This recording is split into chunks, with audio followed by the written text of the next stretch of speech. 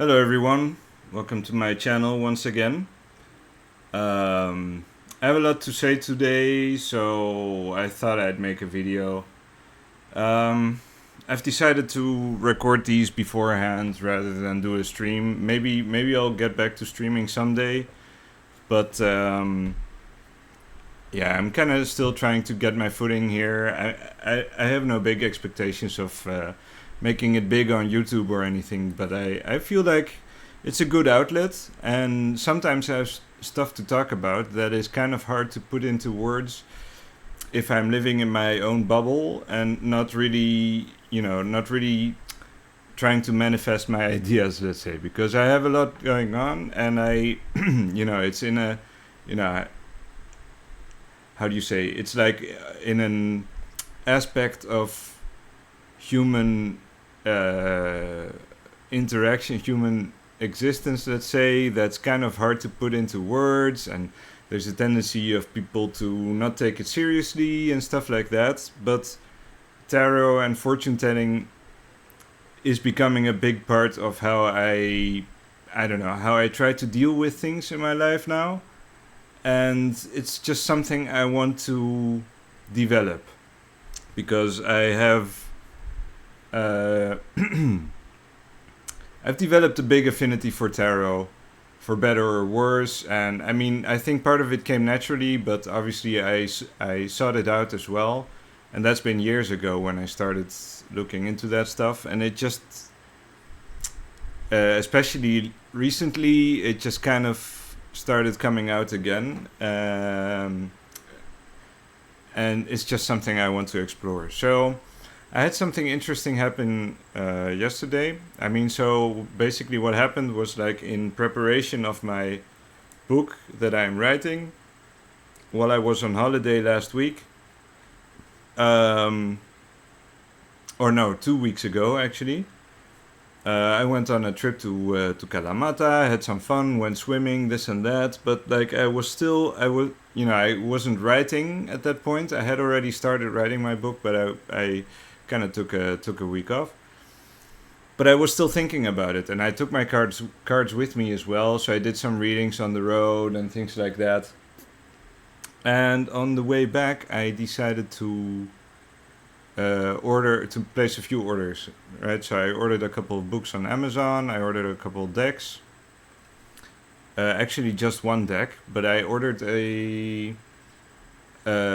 It's called the Arcana tarot deck or Arcana tarot playing cards, something like that. So it's a mix between playing cards and tarot and the tarot deck. And obviously I already have two of those, right? And I've showed them both on my channel. So I have the Keymaster Tarot and I have the Playing Marseille. I mean, I could show them to you to show you what I mean. Yeah, I'm pretty sure I've showed them before. Right, so I have the Keymaster Tarot.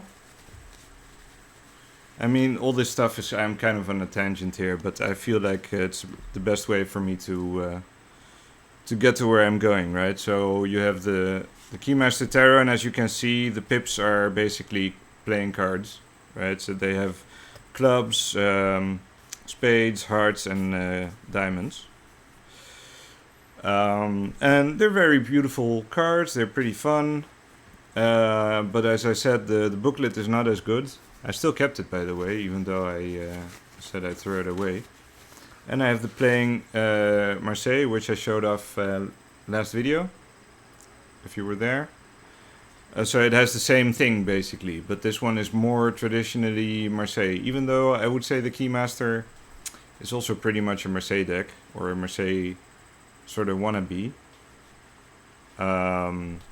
But it's mostly just a tarot poker deck, which is cool because these specific decks are ideal for the system I'm developing, which is basically poker tarot, the Hand of Fate system, and so on. But so as I was waiting for those packages, and I got back to work, and I had to go back to the office, and I'm doing sales now. I'm in a whole new environment, so I have both more time and more. How do you say, more self-determination, let's say, at work. But obviously also other responsibilities. So I'm in a whole, I deal with a lot of uncertainty at work, and it kind of, and not just now, but also previously at my previous project. Long story, I'm not gonna get into the details, but like there were a lot of problems on the work floor, and there was a lot of how do you say,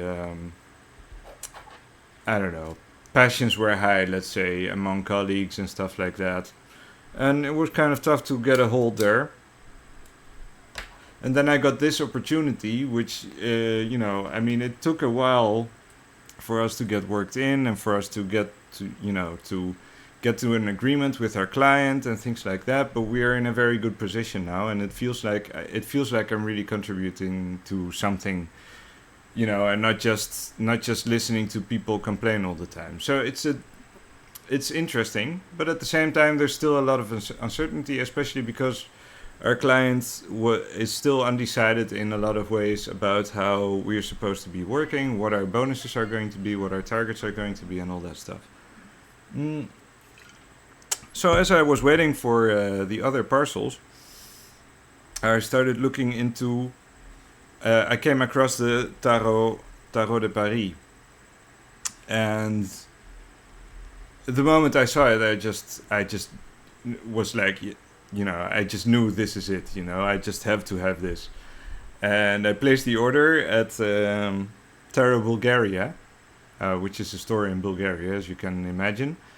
And I placed it on. I ordered it last Friday evening, like at 12 o'clock or whatever, at midnight, and they shipped it the next morning, like at 8:30 or whatever. I got an email confirmation from them that it had already been shipped, and the tracking number was generated. At first, I was kind of skeptical because it showed an incorrect parcel, which was like in Brazil or whatever somewhere. So I contacted them, and they said, it's the number shows up as DHL, but it's actually ACS. And I was like, ACS, huh? Because ACS is a Greek courier, right? And obviously Bulgaria is pretty close.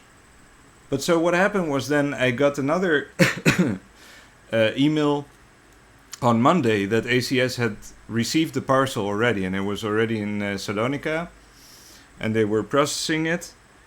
And then on Tuesday they sent me an email that I could have it delivered to one of those lockers. So I chose for that because we have one right next door, and so that way I was not going to risk missing the parcel. And then I was like, so it might arrive in like 1 or 2 days, and it came yesterday, so it was like the third day. Right away, like at work, I got an email. Yeah, you can go pick it up. I was flabbergasted. Like I've never seen the Greek delivery be so goddamn fast. I've seen it happen, but then it's usually like Scrooge, which is one of the big internet retails which delivers next day and things like that. But that's all within Greece and stuff. And so, but then I also got a message that my other 2 books that I had ordered on my way back from Kalamata had also arrived. So that was on the same day. And like my roommate had received those. So I got Read Like the Devil by Camelia Elias and Tarology by Enrique Enriquez. And it's pretty funny that they both have these repeating patterns in their names. So Camelia Elias and Enrique Enriquez. So, but they're very... Both books are very interesting, and I would say they're like the next level of tarot reading. And you may have noticed how I read the cards last week when I did my poker tarot demonstration, because I'm trying to get into this mindset now, where I'm not just looking at the meanings of the cards, but also at what the cards are doing, what they're saying, and how they're interacting with each other. That's much more important than focusing on their formalized or on a list of keywords and formalized meanings, right? And static meanings, basically. So obviously those I believe in like a combination of the two. Obviously, those meanings, like some of the symbolism and stuff, does play a role, obviously. But the cards are more flexible than that and more dynamic. And as I said in previous videos, it's also all about the ambiguity of tarot and its interpretation. And so, speaking about interpretation, I thought I was going to show you the Tarot de Paris, which I think is one of the most fascinating tarots I've ever seen, and it's one of those things that barely anyone talks about. I mean, there are a few videos about it, and a few forum threads and stuff like that, but that's just about it. I mean, there's a few more things, like there's Civilixi, which is a tarot publisher, which has basically bought up a part of Grimaud's production, which is this deck, this facsimile. Sorry, this facsimile was published by Grimaud in 1985. 1985. And so he bought up that stock, and he bought up the Tarot de Vieilleville. And he basically runs his own stock now.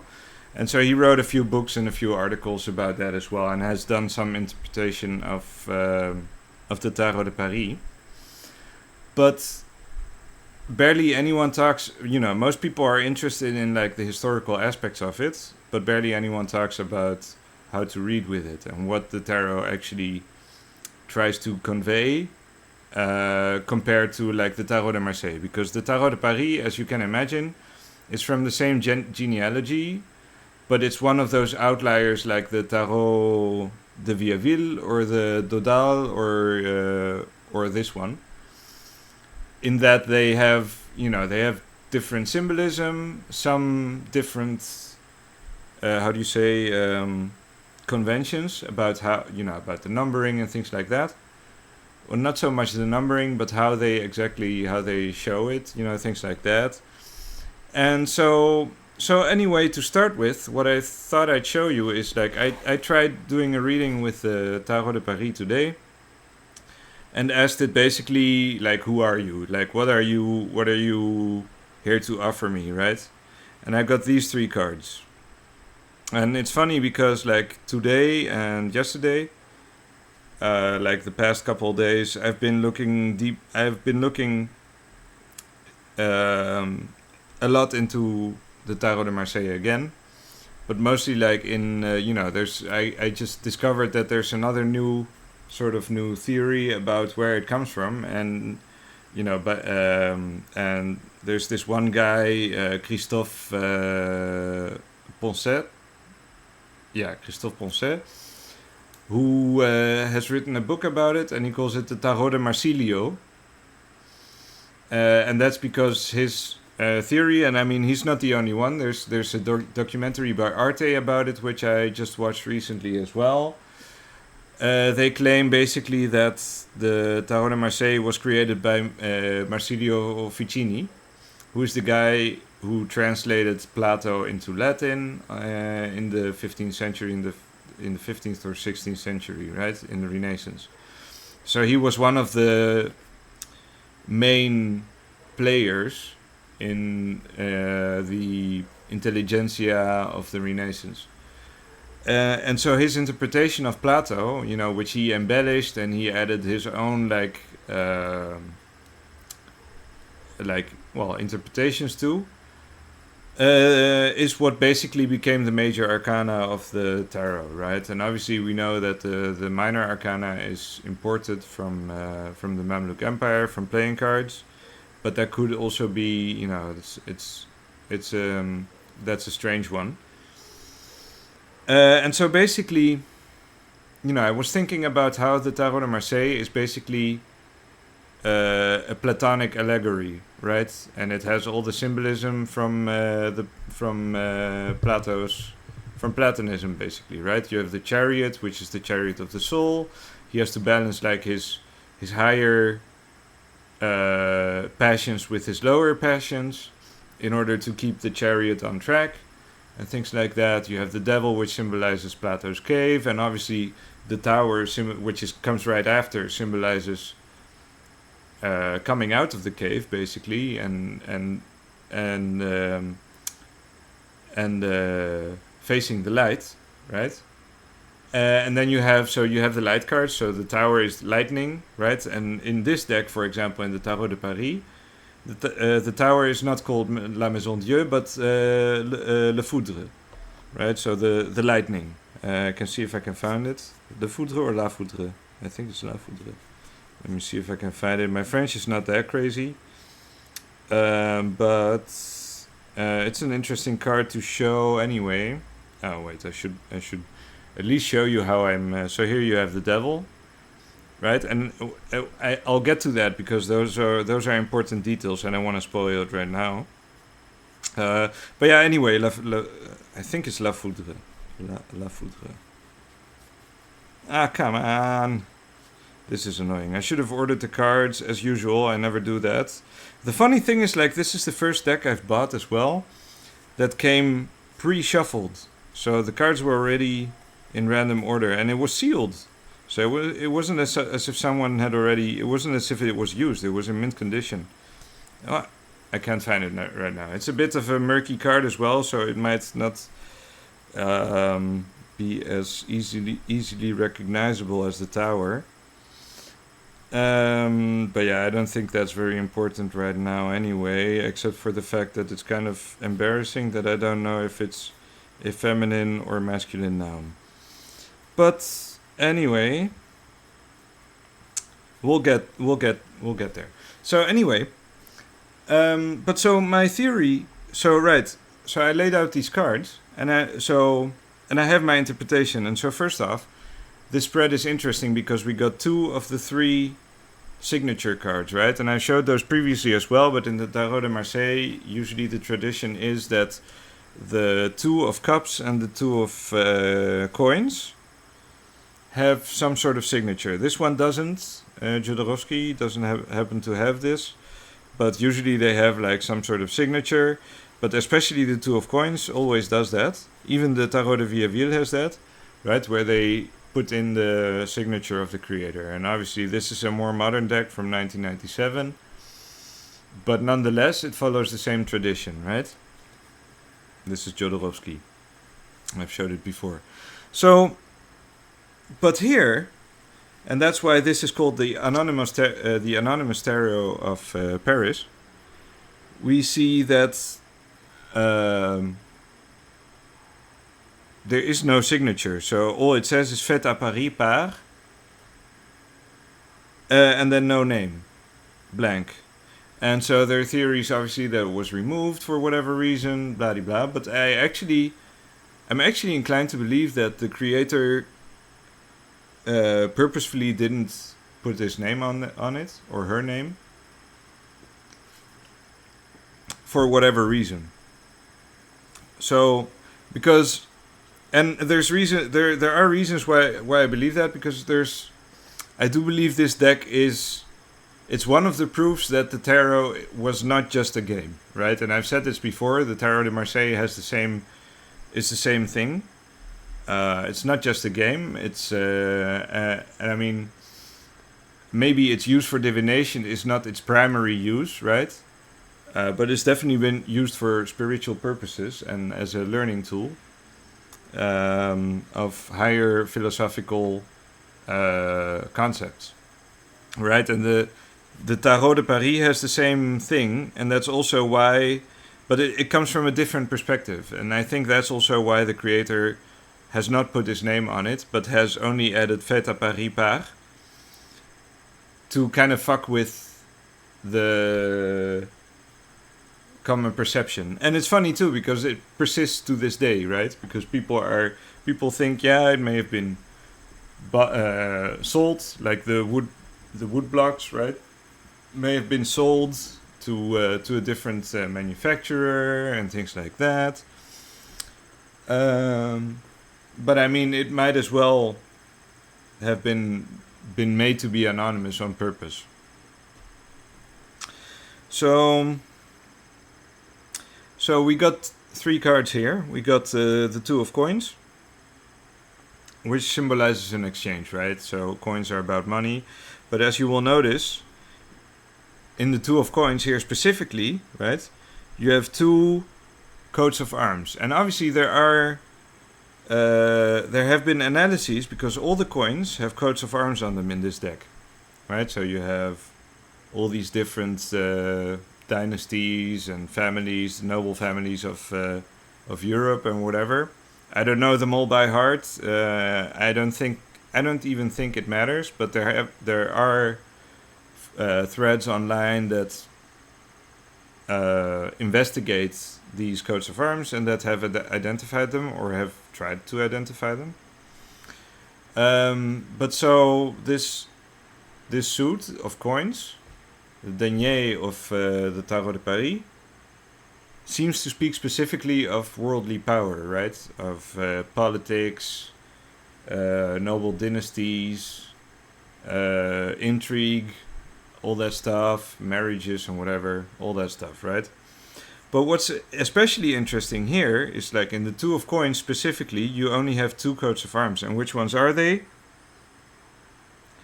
I'm not sure if what I'm going to say is correct, but still I think archetypically it's there, right? You have the two-headed eagle on the one hand, and you have the three crescents on the other. And if this is not the Holy Roman Empire versus the Ottoman Empire,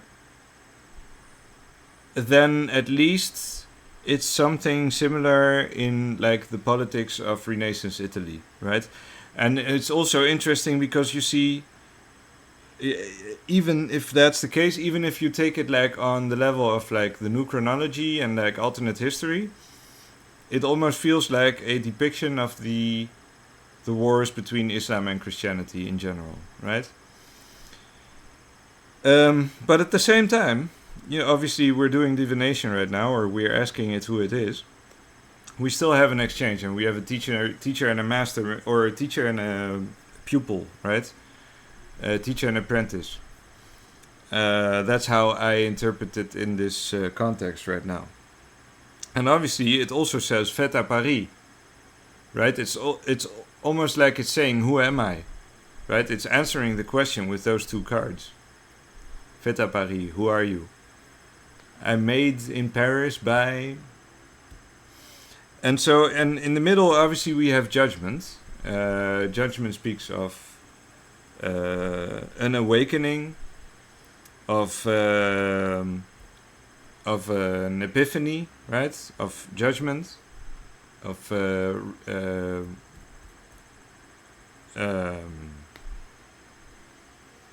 an overturning, let's say. Well, that's more the tower, but it's related to the tower, I would say. But yeah, you see the dead here resurrecting, so a resurrection, right? And you could say the Renaissance. So that's, and this is a deck, this is the oldest existing example of a complete deck, right? It comes from the National Library of Paris. And they say it's from the 17th century, but there are suggestions that it may be older, especially if the woodblocks are older, right? Because the pictures aren't as clear anymore. So it clearly comes from the Renaissance, and it's a teacher of it, it's a pupil of its master. But at the same time, the judgment speaks of critique or of, so what I liken it to is like, if the Tarot de Marseille is Platonic, then this deck is Aristotelian, right? And just like Aristotle was like the rebellious pupil, even though he was still Plato's favorite, and he ended up outgrowing Plato and ended up criticizing him. Without overturning the status quo, because he was still a philosopher, right? So he didn't oppose Plato necessarily, but he made his own improvements and his own contributions to the history of philosophy. And the same way, I would say, the Tarot de Paris has made its own contributions to the history of tarot. and the interpretation and the practice. But then lastly we have the two of cups, and obviously the cups here are containers as well, right? So and if we bring it bring it to in relation with the two of coins, they have now the pupil has learned from the teacher and has contained within it what was valuable to him, but has also contributed, has also given something back to the teacher. And now they both hold something of value of each other. So maybe that's how this deck relates to the Tarot de Marseille. It's not strictly speaking a Tarot de Marseille, but it is its own reinterpretation of what the Tarot is supposed to be. And I was even thinking about, like, if you could almost say that if the Tarot de Marseille was created by Ficini, who was a Platonist, that the Tarot de Paris might as well have been created by someone like Niccolo Machiavelli, right? So I think that's a pretty funny theory. I mean, I don't think that's true, but I mean, if you look at the, this is a very earthy deck. It speaks like of, as I said, it speaks of worldly things. It's almost Nietzschean, right? It feels like it speaks of the will to power, right? Like if you look at how so you have the coins, they have the coats of arms. You have the cups that are these, obviously these are not that crazy, but they're all closed. They all have a lid, right? Unlike the Tarot de Marseille, which are open usually. And then if you look at the pages, for example, they're all dressed up like warriors, like Landsknechts or something like that. And this is the Page of Swords, and he's the only one that has a different sword. Because if you look into the swords, here we have the Knight of Coins, we have more coins, we have the Knight of Cups. But if you also notice, for example, a lot of the characters are bearded and look older than they usually do in the Tarot de Marseille. Except for this one. All the male characters, at least. Then we have the swords that look like falchions or like cutlasses or like messers, right? So these are like chopping blades, right? These are savage weapons, and they're my favorite weapon, by the way. I have a cutlass of my own, which is my favorite, basically a cutlass, the cutlass machete by Cold Steel, but it's my favorite sword because it was cheap and it does what it's supposed to do. And you have so even the Wheel of Fortune talks about competition, right? And being the strongest, the might makes right. So it's almost Nietzschean like that. It's almost, it speaks of the will to power, right? Those swords, those cutlasses, right? Money and power, and the Le Bateleur here, he's basically like he's a con man, and obviously in the Tarot de Marseille he is as well, but he's not necessarily depicted like that. It's more ambiguous, but here it's a very, how do you say, like a very crude scene, something you'd see on the streets of Paris, right, where you have these con men playing dice and cheating people out of their money and stuff like that, right? And obviously if you combine that with the Fool, that's pretty funny too, because it's like a circus duo, right? The Fool and the con man. More swords. So here you have the Page of Wands, and he's also bearded. He also looks like a warrior with a big fucking club.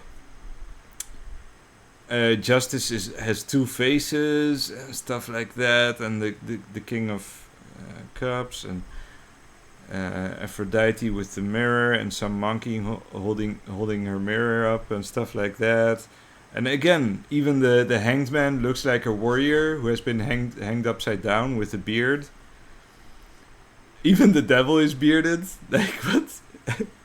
Nah, I mean, but okay, so I wanted to get to the devil, for example, right? So if let's see if I can show you the devil in the Tarot de Marseille, which is very different. And obviously this devil, like from the Tarot de Paris, we also see that in the Tarot de Vieilleville. I don't have a Tarot de Vieilleville, but you can look up the videos online. I'm honestly not that interested in getting one of those because I'm more in love with the Tarot de Paris, and the traditional Marseille, obviously.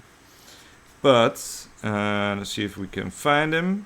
But I just saw something in the Arte documentary about the Tarot de Marseille, which I wholeheartedly recommend, and I will, by the way, add a link to both that documentary and an interview I saw with Christophe Poncet, which are both very interesting, and they're both saying the same thing basically. So yeah, so here we have the devil, right? And if we draw a line through the middle of the card, this should hopefully work,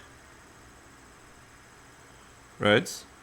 I hope you see that. And if we draw it from the other side, right, both lines go through the penis, right? So the devil's genitals are at the center of the card. And the funny thing is, if we do the same thing with this one, right? And I'm using a card now because that's easier. You get the same thing. But he has like a face down there. Well, let me see. Yeah, here you go. Right? You can see that, right? So, and it's like, and it forms a triangle too. It's like where these lines connect. It's like right under the chin of that face. Something like that. Let me see if I can show it the other way around so it's a bit more clear. Yeah, so it touches the chin. So it's basically the same thing, but the perspective is different, right? So he's looking a different way. His body is moving a different way. So yeah, those are also very interesting. So as I said, and then we have even the aces are heraldic animals, right? So we have the lion, and they're holding a standard of their animal. And even like the strength card, right? This woman that's taming the lion, she looks like it's much more like an action scene, right? She looks like a superhero, like, I don't know, like Wonder Woman or something, that's taming the lion with sheer force and strength of will. While in the Tarot de Marseille, she looks very peaceful, and it's like she calms it with her kindness, right? So she's not necessarily forcing it down on its knees or something. Let's see if I can find it here. Yeah, here you go, right? It's much more static. But you can see how, like, these cards, like the Tarot de Marseille, is very much like a Platonic imagery, right? So all these cards are like the ideal of their element, right? So the cups are perfectly cup-like, and especially this deck, obviously the Tarot de Marseille Millennium. And I remember saying in my last video when I talked about this, that is this the perfect Tarot de Marseille? Well, at this point it might actually be. If we consider that the Tarot de Marseille is based on Platonic ideals, right? Then this deck basically tries to distill those ideals to their most ideal form, and it basically succeeds, like on an aesthetic level and symbolic level. I do believe that, right? Then it might actually be considered like the closest to the Platonic ideal of the Tarot de Marseille, the Tarot de Marsilio. So, but this one is decidedly not that, right? This one resists the idea of being that. It wants to be its own thing. It's like, you know, I go my own way, I guess. Which I think is, you know, especially for the time, for like in the 15th or 16th century, this is pretty ballsy, right? But maybe that's also the reason why it stayed anonymous. And obviously I do think also at the same time that all this connects to what I've said earlier, like with the secret history and the new chronology, with all these Gnostic cults in the south of France, but also probably in Italy and also probably in Spain. which later became maybe the Muslims, or maybe were Muslim beforehand. And obviously we already know that like the pips of the Tarot de Marseille were imported from the Mamluk playing cards and all that stuff, right? So, but this card is doing something. It's like doing a double entendre, right? So the Tarot de Marseille was here you go. That's the La Foudre. So it's feminine, right? So the lightning. I wanted to talk about that, right? So there was this theory that the Tower is the first of the light cards, right? So in the major arcana you have a sequence of 4 cards which depict different levels or different forms of light. And so you have the star, you have the moon, and you have the sun, right? Those are obvious. But the tower is lightning. So it's the smallest but closest, and also most intense because it's closest form of light there is, right? And it leads to destruction. And obviously if we bring that into the Platonic narrative, right? The tower symbolizes the exit from the Platonic cave and the revelation, the opening up and the blinding of the light of the real world. And so at first you go out at night to get used to the light, right? That's the star. And the star symbolizes hope and like anticipation, and you're preparing yourself to face the real light, right? And I mean, the star is just, the sun is just another star, obviously, but allegedly, right? If we believe the scientific narrative, let's say. But like, so then you have the sun, the star, then you have the moon, you get a bit more used to the light, and then in the end you get out into the full sun, into the full daylight. But here, La Foudre is a bit both more explicit, because it literally says lightning in the title, and more obtuse and more obscure, because it depicts a whole completely different scene that's very like all over the place, and you have like these demons here running from the mouth of hell, and you see, so it's difficult to see, right? But you have an eye here, and this is the mouth. It goes around like this, and those red things here are the teeth. And then here there's a guy that's burning. And then here there is some kind of imp riding the snout of the monster. Here's its nose. And then down there is some kind of satyr or like goat man protecting himself. Oh yeah, and this demon is holding a drum.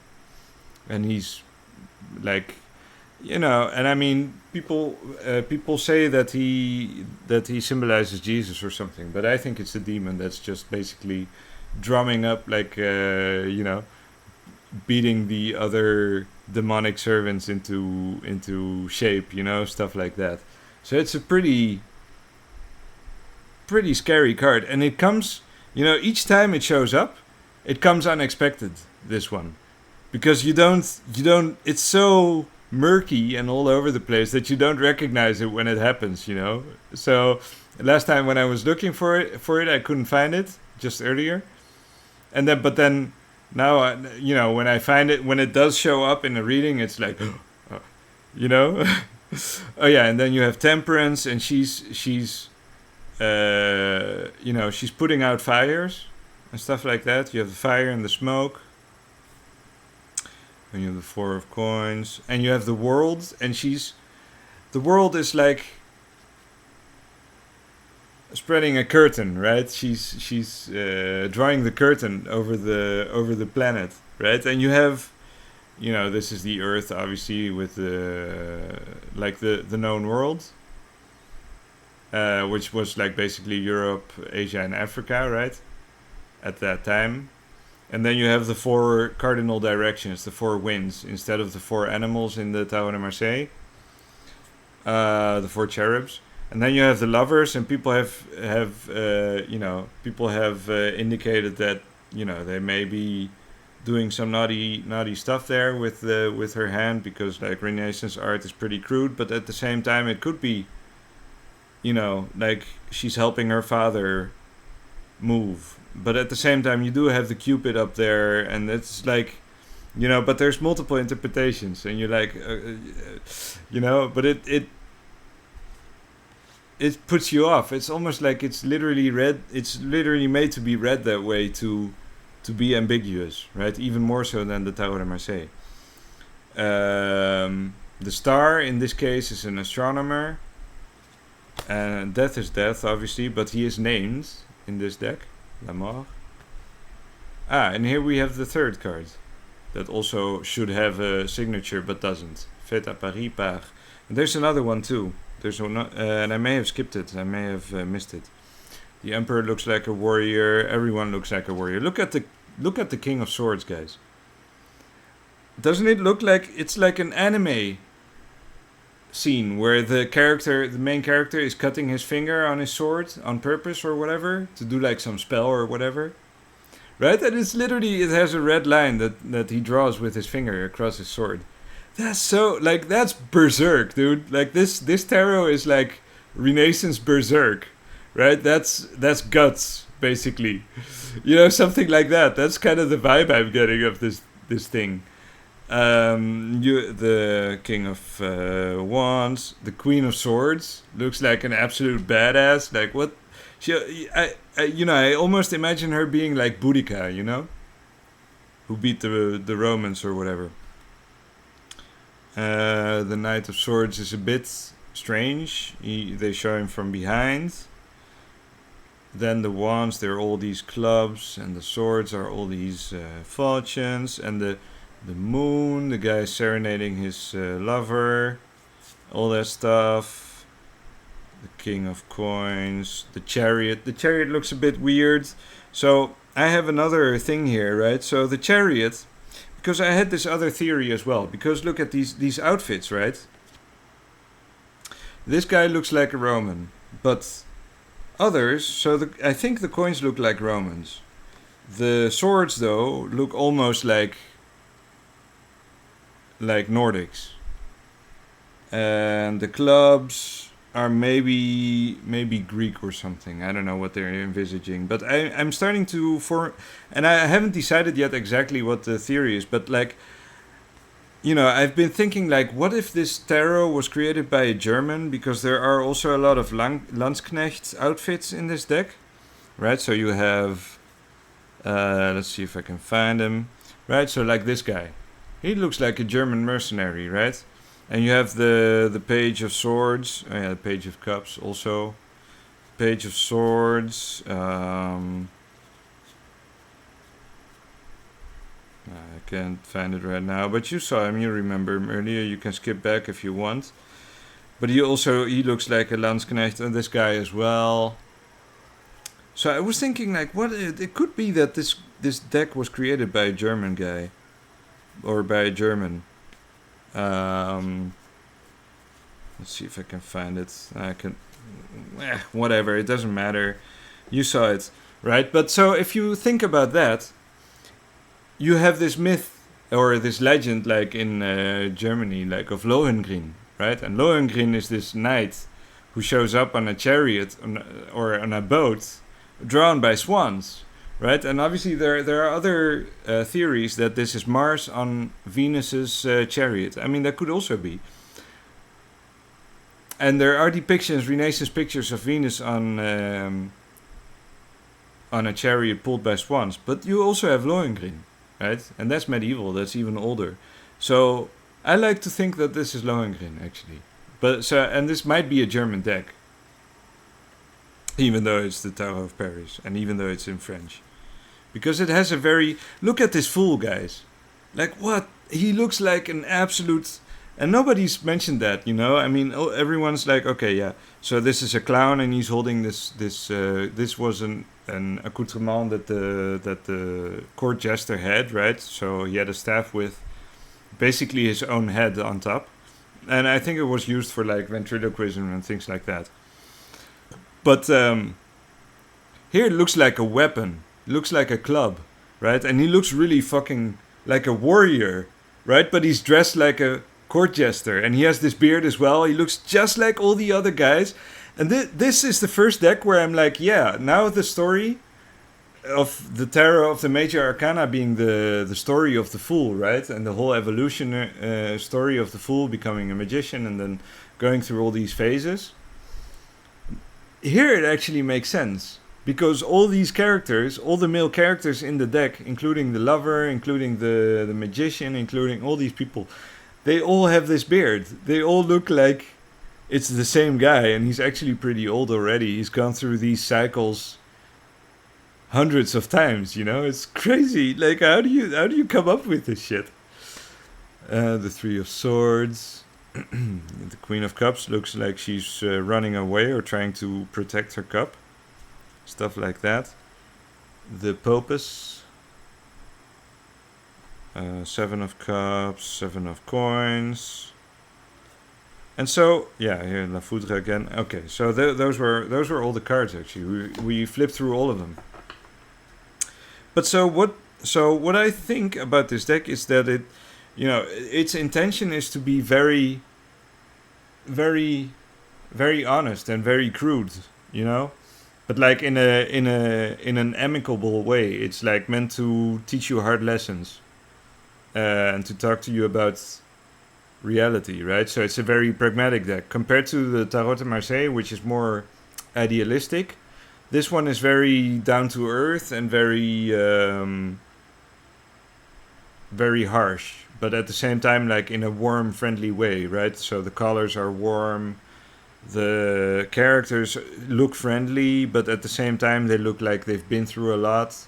Well, these guys don't look friendly, but you know what I mean, right? So all these people, this scene here and this guy, he looks like a wise old man. There's a lot of wise old men here. We have the hermit, the emperor, and also the spelling is weird, right?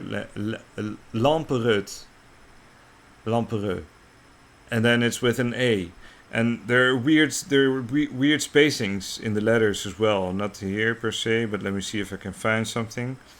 Or attrapance instead of temperance, la temperance, attrapance.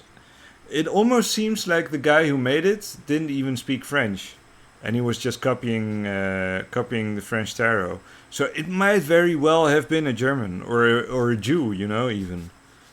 Le fou.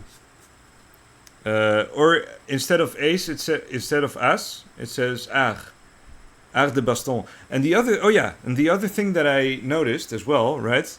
So the art de baston, if you notice, or this one as well. This is like the language of birds as well. Leur mythe. It's almost like saying their myth, right? Leur mythe. So I'm looking for a language of the birds in these cards as well. I mean, it's clearly there. It's just a matter of looking close enough. But so you have art de baston, but it's not de baston. It's not plural. It's singular. And you have so in this deck you'll notice that the weapons, the baston and the épée, are singular. Juan d'Espée. And it says Juan instead of Rennes for some reason, right? But Juan d'Espée and art de baston, right? But if you go to cups and denier, the coupe and the denier, those are all in plural. So here we have the chevalier de denier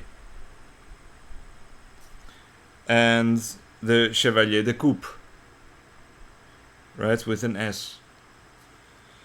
You don't pronounce that shit in French, but yeah, you know what I mean. So this deck it's just like a bottomless pit of like layers of meaning. It's so fascinating, and like I got it because like I felt like this is going to be it, dude. Like I was looking for the perfect Tarot de Marseille, and this is like the Tarot de Marseille. It's a Tarot de Marseille by virtue of it not being Tarot de Marseille. It's just, you know, it's amazing. I love it.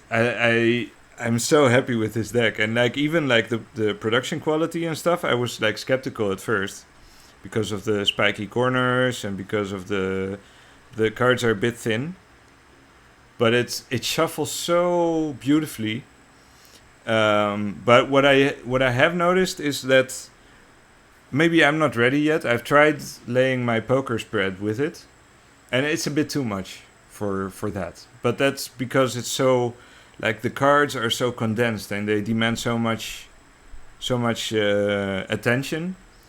Because I do think, like, the spreads that I got were very insightful, but there was just too much going on for me to grasp them just yet. So maybe I'm just not ready for it yet. I'm still learning the deck, but like I really feel like I got a deck here to